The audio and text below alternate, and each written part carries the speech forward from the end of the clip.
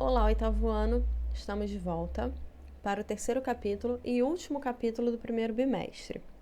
Esse capítulo é menorzinho e ele traz as funções vitais, tá? Do nosso organismo. Então, a gente primeiro vai entender o que são as funções vitais. As funções vitais são aquelas funções que o organismo faz para a própria sobrevivência, tá? E aí, o livro de vocês vai dividir em dois tipos principais, que é a conservação do indivíduo e a conservação da espécie. A gente vai começar pela conservação do indivíduo. A conservação do indivíduo vai se dividir em três funções: função de nutrição, função de relação e função de coordenação. Quando a gente fala de função de nutrição, esse tipo de função vai se dividir em quatro, que é a digestão, circulação, respiração e excreção. Quando a gente fala de digestão, a gente está falando de uma função que vai aproveitar tudo que for possível dos alimentos que foram ingeridos, tá bom? Quando a gente fala de circulação, a gente está falando que as células vão receber, através do sangue, por exemplo, o gás oxigênio e vai absorver, por exemplo, também os nutrientes que foram pegos do final da digestão. Só que tanto esse gás oxigênio quanto esses nutrientes, eles têm que circular pelo organismo. Então, isso se dá através da circulação. Quando a gente fala aqui de respiração, a gente está falando de um processo que o nosso corpo faz para poder obter energia. Então, a energia ela é gerada através da respiração. E, por último, a gente tem a excreção. A excreção nada mais é do que uma forma que o nosso corpo tem de remover tanto a ureia quanto o ácido úrico, substâncias que são tóxicas, né, que fazem mal para o nosso organismo. Então, a gente tem que excretar, a gente tem que jogar isso para fora do organismo. Então, esses são os quatro tipos de funções de nutrição. Agora a gente vai falar das funções de relação.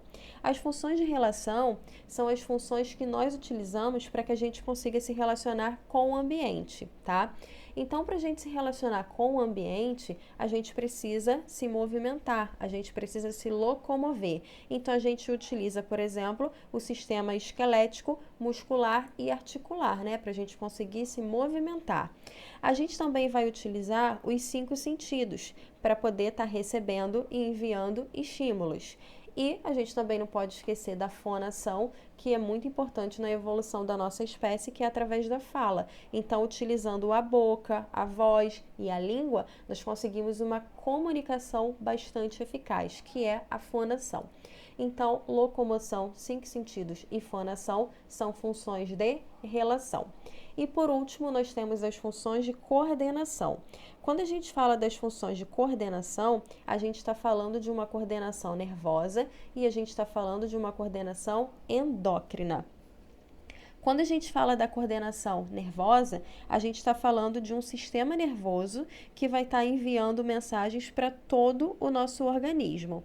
E quando a gente fala da função endócrina, a gente está falando dos hormônios que trabalham no nosso organismo e fazem um controle do funcionamento dele. Mais para frente a gente vai estar estudando mais a fundo sistema nervoso, a gente vai estar estudando mais a fundo o sistema digestório, o sistema endócrino, né, que é a parte hormonal. Então a gente vai aprofundar, que é como se fosse uma introdução, tá bom? E agora a gente vai falar da conservação da espécie. Quando a gente fala de conservação da espécie, só tem um. Por quê? Tudo isso aqui que nós falamos é para o indivíduo se manter vivo, né? Para que ele consiga se manter saudável. Ele vai sobreviver de forma saudável.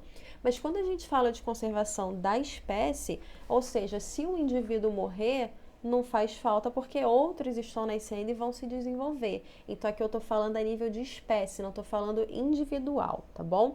E para conservar a espécie só existe uma função, que é a função de reprodução. Reprodução nada mais é do que você gerar descendentes. Só que a reprodução ela pode ocorrer de duas formas que nós falamos, da forma sexuada e da forma assexuada. Quando eu falo da forma assexuada, eu estou falando daquela em que o indivíduo ele se reproduz sozinho, não tem troca de gameta. Então, nós já falamos que existe por brotamento, que é quando o indivíduo desenvolve um broto, ou por bipartição, que é aquele que o indivíduo se parte ao meio, né, gerando dois indivíduos. Então, a sexuada, ele se reproduziu sozinho. E quando a gente fala da reprodução sexuada, é aquela que eu preciso de um gameta masculino e um gameta feminino para gerar um novo indivíduo. Essa reprodução sexuada, ela pode ocorrer com a fecundação interna ou externa. Externa é o caso, por exemplo, das estrelas do mar. As estrelas do mar jogam seus gametas na água e esses gametas vão se encontrar ali na água. Ocorreu fora do corpo da fêmea. Então, é uma reprodução com fecundação externa.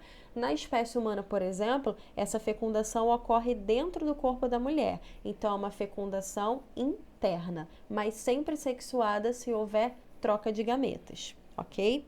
A gente finaliza aqui a matéria do terceiro bimestre. Também ficou um exercício para que vocês venham a treinar um pouquinho e espero que muito em breve a gente esteja juntos para continuar nossas aulas pessoalmente. Um forte abraço e até mais!